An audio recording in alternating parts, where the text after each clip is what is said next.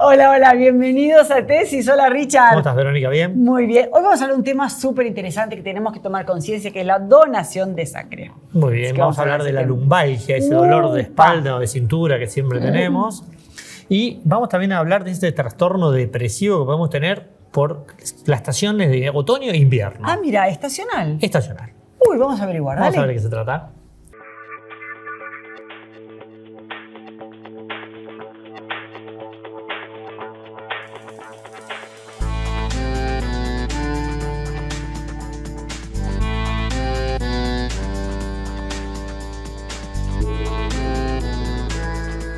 Bueno, Richard, estamos acá con el doctor Matías Baldosini, él es neurocirujano, y vamos a hablar de lumbalgia.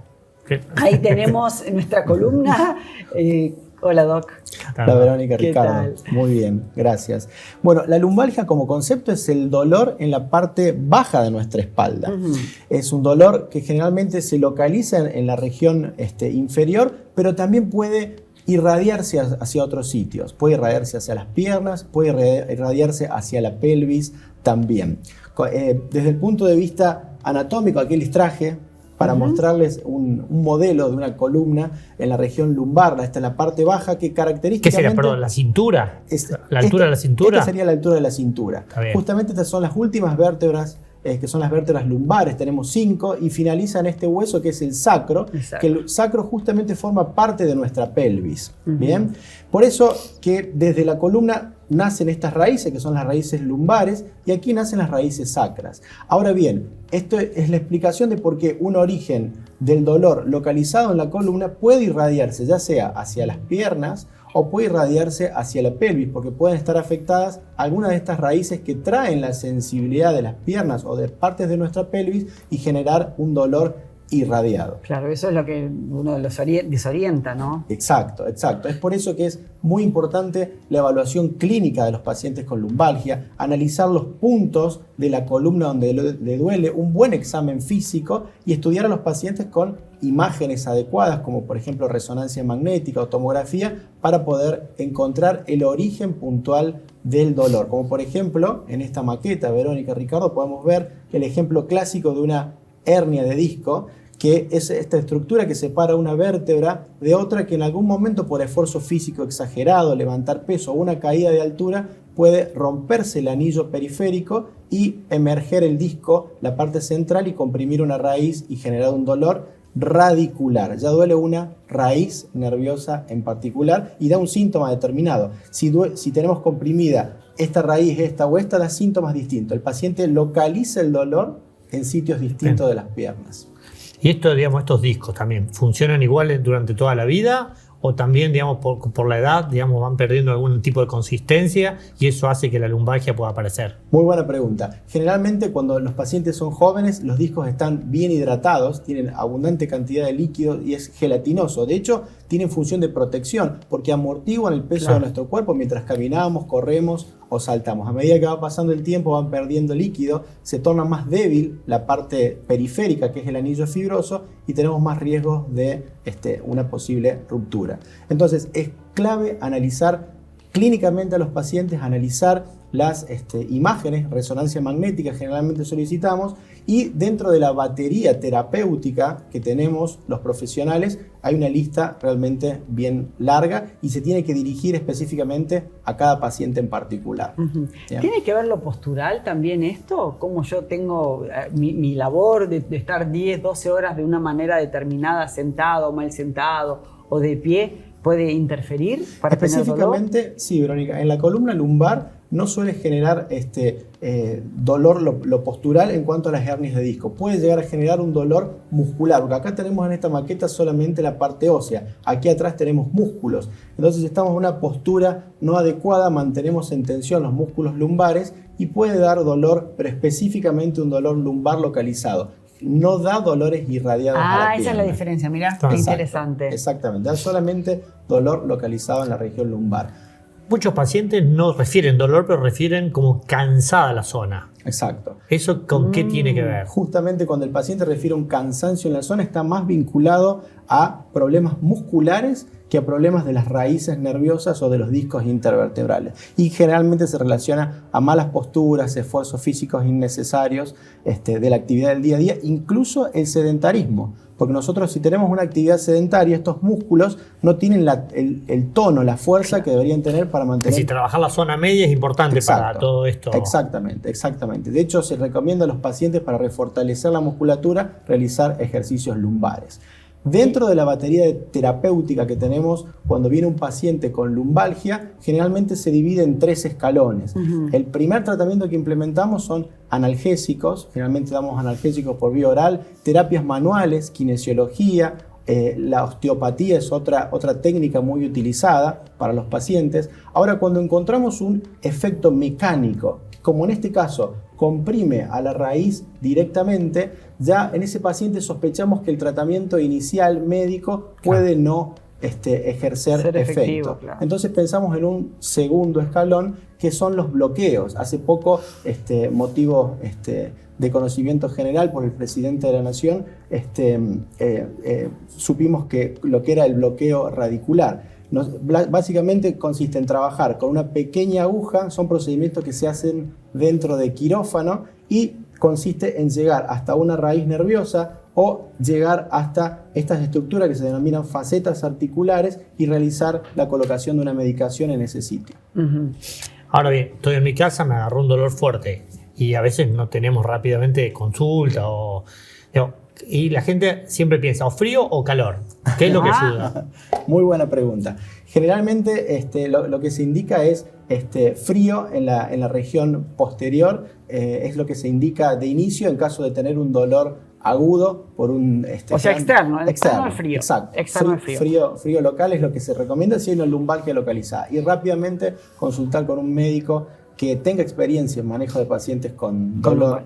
Claro. Sí, porque a veces es como un dolor que te impide moverte. Es decir, los pacientes refieren... de la nada, quedan en 4 patas o quedan en una postura... se quieren mover y no pueden moverse. Claro, ¿Eso a qué se ve? ¿Que el cuerpo cuida que no moverse para no romper algo? Exactamente. Generalmente es justamente por eso. El cuerpo genera una contractura muscular dolorosa para proteger el área que se encuentra inestable o comprimida por algún fenómeno mecánico de nuestra columna lumbar. Qué sabio el cuerpo. Claro. Muchas gracias, doctor. Qué increíble.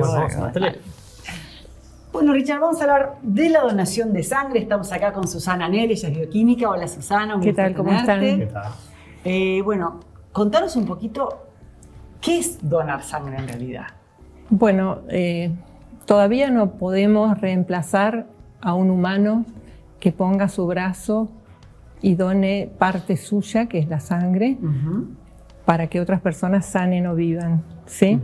La sangre tiene muchas funciones, entre ellas es el transporte de oxígeno para no estar anémicos, pero también los factores de coagulación, la reparación de heridas a través de las plaquetas. Entonces, es muy importante, digamos, que podamos tener una donación solidaria y altruista. Y además porque esa donación solidaria y altruista es una sangre más segura. Nosotros estamos trabajando desde el país, desde la Dirección Nacional de Sangre y todos los bancos de sangre, por promover justamente eso, que uno no tenga que estar donando y esperando que alguien de su familia se enferme para ir a donar sangre, sino que haya un registro de donantes voluntarios que donen para la comunidad y que la comunidad responda a ese donante y a su familia cuando lo necesite. Porque si no, le estamos sumando una preocupación, una angustia de decir, que la necesita, claro. Claro, al que la necesita, momento, ¿no? Que la inmediatez es más difícil. Claro. Y con el problema familiar encima conseguir los donantes. Y por otro lado, también la sangre no es una cosa que vos dones sangre y ya la puedas utilizar. Hay que hacer toda una serie de estudios, de procedimientos, de separaciones de componentes. La sangre, los glóbulos van por un lado, las plaquetas van por otro, el plasma va por otro. Entonces, si vos te guardás para cuando tu familiar tiene un accidente, por ejemplo, y lo necesitas, llegas tarde. La sangre tiene que estar lista, disponible para las emergencias, ¿no es ¿Y cierto? qué condiciones tenemos que tener las personas para poder donar sangre? Y la persona tiene que ser una persona sana, ¿sí? El donante voluntario es un donante que sabe cuáles son los riesgos de que una acción suya pueda llegar a transmitir una enfermedad, por ejemplo, de transmisión sexual. Entonces es un donante que está educado y sabe que si realmente tuvo una situación de riesgo, no dona y nadie le va a reclamar por qué no donaste. Entonces esa es la idea, o sea, reemplazar el donante de reposición, que es lo que uno pide a los familiares, por un donante de repetición, que la persona done, sepa, esté instruida sobre la calidad de sangre y lo que va a donar. Y realmente si tiene una situación de riesgo, no done, ¿no es cierto? Y esa sangre es mucho más segura porque tiene menos probabilidades de estar en un periodo de ventana de latencia de los virus que no lo podemos detectar y sin embargo están presentes. Claro.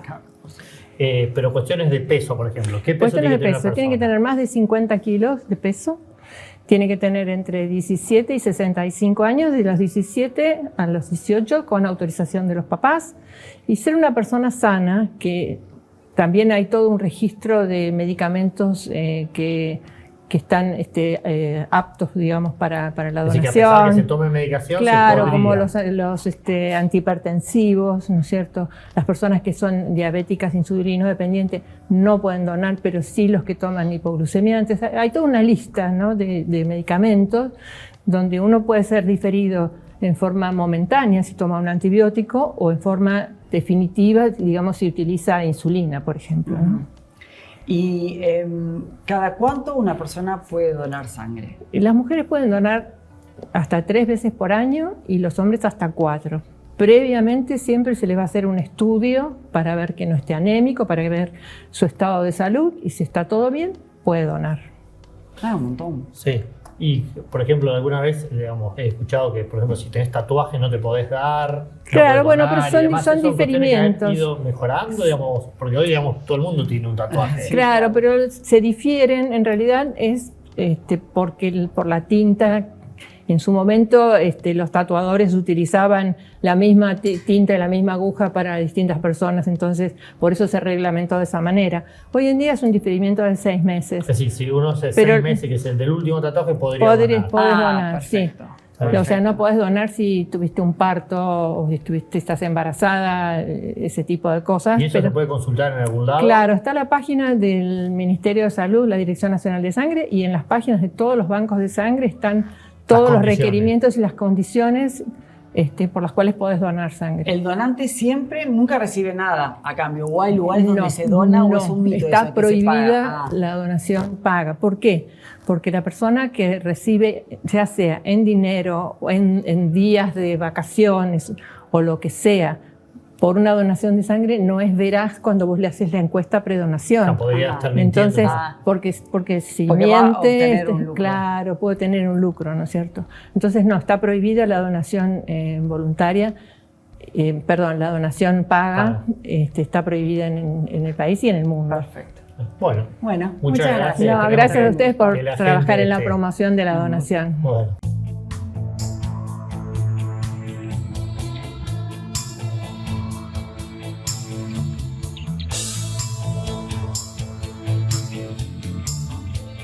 Simons, descansá en primera clase. Bueno, pero hoy vamos a hablar un poquito del trastorno afectivo y estacional. O sea, ¿sí? Si hace frío, ponele. Como hoy, que hace mucho frío. A ver cómo funciona eso, y para eso lo hemos invitado al licenciado Alexis Alderete, que es psicólogo. Hola, ¿cómo estás, Alexis? Hola, ¿qué tal? ¿Tiene que ver algo el frío, las situaciones climáticas o el estado, para que afecte la psiquis? Sí, exactamente todo eso que vos dijiste, porque este es un trastorno afectivo estacional que se considera que es un tipo específico de depresión. En el manual de diagnóstico de trastornos mentales que nosotros usamos, los profesionales, tanto los psicólogos, los psiquiatras, los diagnosticamos como una depresión mayor con un patrón estacional. Esto quiere decir que afecta solamente en los periodos de otoño e invierno y siempre suele levantarse o suele desaparecer depresión en las estaciones de lo que son de primavera y verano. Entonces es algo específico que tiene que ver con la luz solar, que hay menos en invierno, con el tema de aislarse, con la persona que tiene a salir menos, tiene a exponerse menos en la luz solar, tiene a dejar de hacer actividades en cuanto sociales, en cuanto a comer un poco más. Entonces todos esos factores van modificando lo que es la mente, las situaciones de las personas, y esto hace un retraimiento y afecta tanto en su energía, en su estado de ánimo, en su subida de peso, y todo esto genera un malestar en la persona. Eso es específico, que suma a la depresión que ya tienen las personas y también suma a lo que es el invierno. Bueno, eso me hace entonces pensar que también tiene que ver lo geográfico. Si hay una persona que vive en determinada zona geográfica, si por ejemplo un clima más ecuatorial, ¿no? Sí. Que en la zona del Ecuador, Ushuaia, que tiene claro, los días, o Ushuaia, que tal tiene cual. días más largos, más cortos. Sí, de hecho ¿cómo? específicamente esto está comprobado de que las personas que están más alejadas del Ecuador son las que tienen más propensión a padecer un tipo de depresión. Entonces, las personas que están más en el sur, las personas que son más de Ushuaia, con un clima mucho más oscuro, son las que más depresivas o tienen un trastorno por ahí, un poco un clima y un afectivo mucho más cerrado. La gente les suele decir, mira qué tipo de gente más cerrada, más hosca, un poco más dura, pero también por el tipo de clima. Y bueno, cuando va al sur, la gente es mucho más alegre, a Cuba, a diferentes del Caribe, la gente dice porque tiene más energía. Esto tiene que ver por la luz solar que afecta tanto a la energía que uno tiene, va transmitiendo, pero también a diferentes químicos, por ejemplo, sobre la vitamina D, la serotonina, que es tan importante en cuanto a nivel de estimulación para poder que la persona esté estable en cuanto a energía, en cuanto a la vitalidad que va transmitiendo.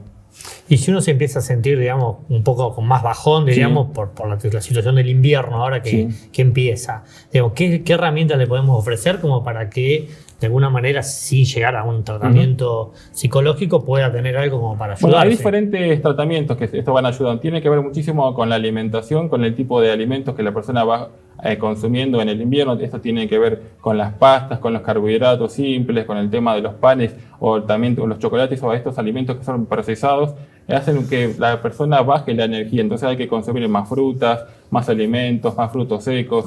Hay que también tener más actividad física. Hay que obligarse a hacer actividades físicas por la mañana, por la tarde, aprovechar la luz solar. Hay que ventilarlo, como dicen tanto las abuelas que decían que había que ventilar, abrir las ventanas y ventilarlo.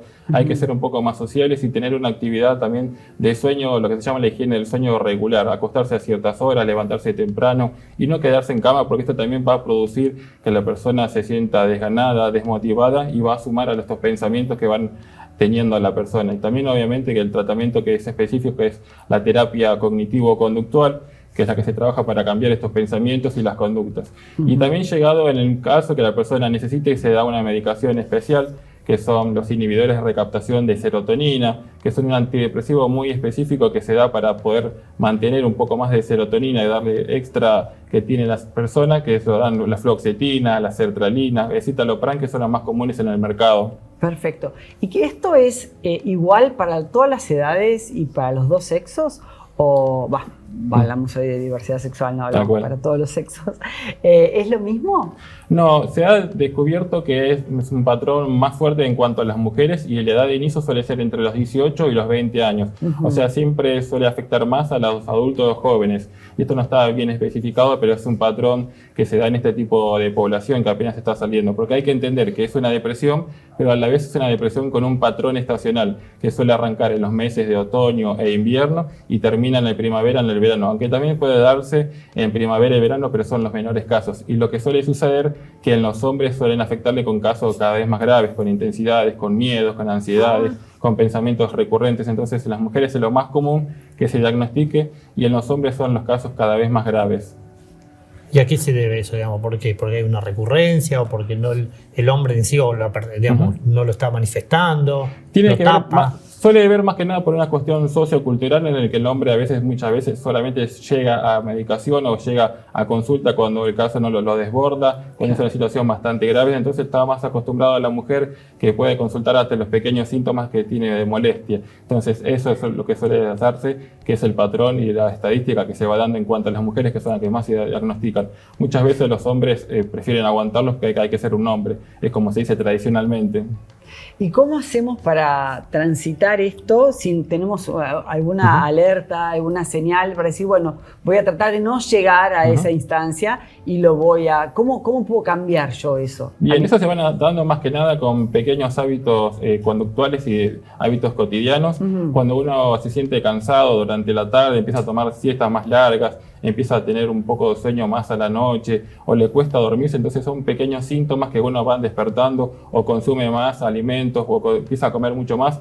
Y lo que es siempre bien significativo es el aumento de peso. Uno dice, bueno, en invierno como más y el aumento de peso es significativo, pero si uno aumenta de repente 10 kilos, hay alguna señal que te está dando que algo no está funcionando. Que y no eso está es equilibrado. como para tapando, exactamente. Y uno tiene que hacer esos pequeños hábitos y no cambiarlos bruscamente, a mantener una actividad saludable, verse con los amigos, con las amistades y no aislarse dentro de la casa. Perfecto. Bueno, muchas Gracias gracias. a ustedes. Bueno, gracias. Bueno, ¿volvemos? Dale. No hay nada más lindo que ver a tus hijos felices. Por eso yo elijo fideos Marolio, que le dan sabor y frescura a las alegrías de todos los días. Spaghetti, rigati, moños, tirabuzón. Mamá, te amo. Marolio, una de las marcas más elegidas por los argentinos. Bueno, hoy vamos a hablar de los alimentos que deberíamos incorporar las personas que tienen anemia. Y para eso hemos invitado a Marlene Gómez, ella es nutricionista. ¿Cómo estás? ¿Cómo estás, Ricardo? ¿Todo bien? Bienvenida. Bueno, a ver qué es lo que tiene que hacer una persona que tiene anemia, es decir, cómo alimentarse. Exacto. Bueno, arranquemos diciendo que la Organización Mundial de la Salud nos dice que afecta casi a un 25% de la población mundial. O sea que es bastante frecuente. ¿Qué es la anemia? La anemia es un trastorno que se caracteriza por disminución de la hemoglobina. ¿Qué es la hemoglobina? Es una proteína que se encuentra dentro de los glóbulos rojos.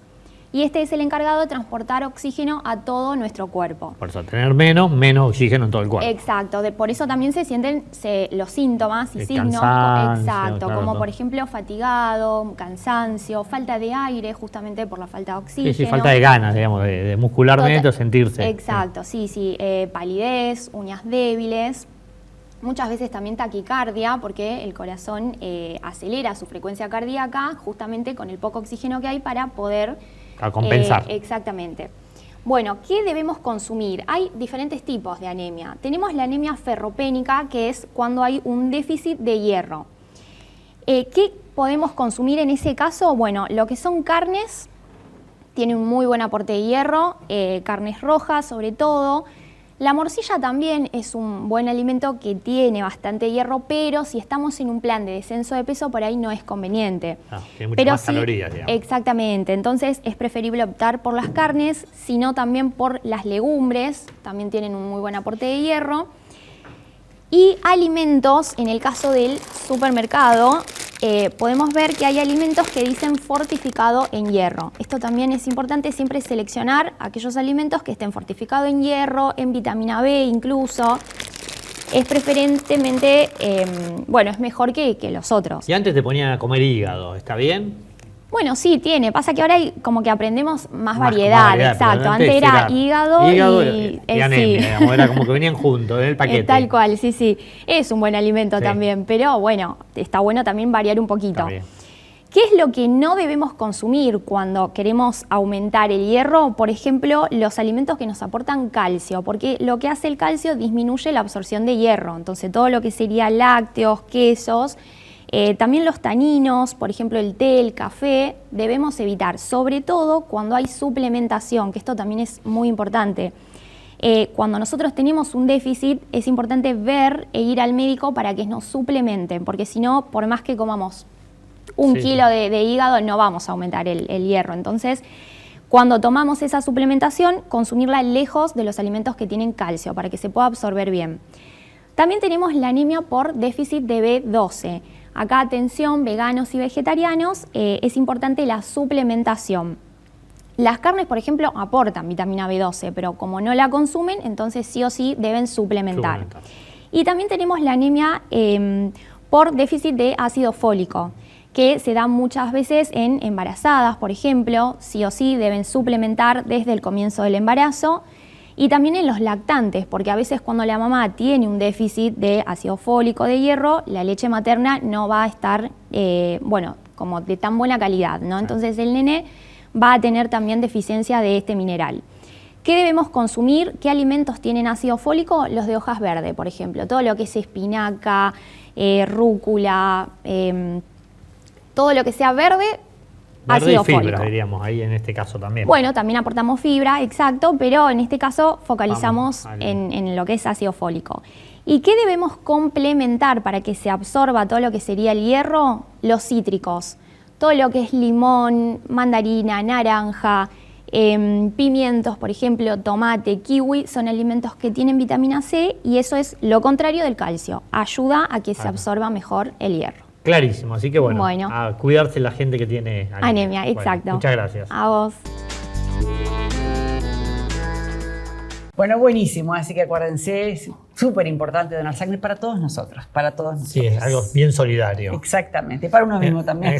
Sí, bueno, y el tema de la lumbalgia, que A consultar, si duele.